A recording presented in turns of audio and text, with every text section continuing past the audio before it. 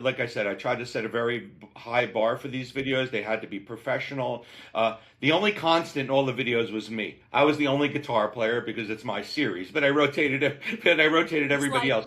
it's like Ringo Starr All-Star Band. You were I, like the Ringo Starr, and then all these other musicians coming in. I That's never so thought of cool. it. I never thought about it that way, but you're right. That's exactly Yeah. what it was like. And many of the songs I had never played before, but they were songs I always wanted to play. So it was a good excuse for me to learn the guitar solo. And with my mindset, the objective for each one of these videos is that they had the sound as close to the record as possible. So guitar solos needed to be note for note perfect. Keyboard solos needed to be note for note perfect. The vocal harmonies need to be arranged as close to the original as possible. So these were all things that I kept in mind.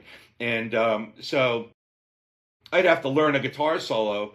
And when as a guitar player, when you're learning a solo, first you have to dissect it. You have to learn the notes. You have to figure out where the notes are in the neck. And once you have all of that, which takes a lot of time, then you have to keep repeating to get it into your muscle memory. So I would go through this process and then record my solo, and I'd record the solo, and many times I wouldn't get it on the first take. So it'd maybe take me two or three takes to get the solo just so it was right. And then I'd forget them because I'd never play them again.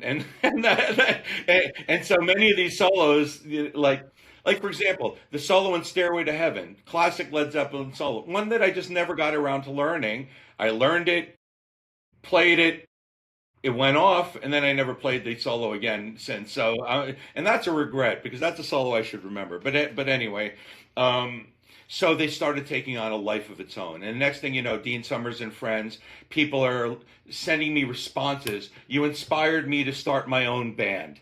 I couldn't have gone through the pandemic without this music. That, which I wasn't expecting, and when I think about it, I still get choked up because It's emotional. It is. it Oh my touched gosh. people. It touched people.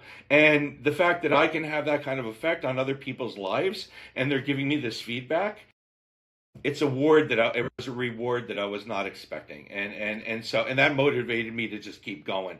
So I did these 35 videos off during the pandemic. Um, it got my name out there. The next thing you know, people are coming up to me and goes, "Dean, I love your videos," introducing themselves to me, and so I became sort of locally well known, for lack of better term, from being not well known at all to everybody knows who I am now. So that mission of also casting the wide net and not wide net. As a matter of fact, I played with during my pandemic. I loved Mr. Nice Guy so much. I ended up doing collaborations with every single one of those guys, except for and girls, except for Tommy, who's the guitar player, because we had a guitar player, me. Right. Uh, but I ended up doing a collaboration with so many great musicians. Maria, the singer in Mr. Nice Guy, Jeffrey James Harris, who's an amazing guitar player, vocalist and guitarist down here. Just so many great vocalists and singers and musicians.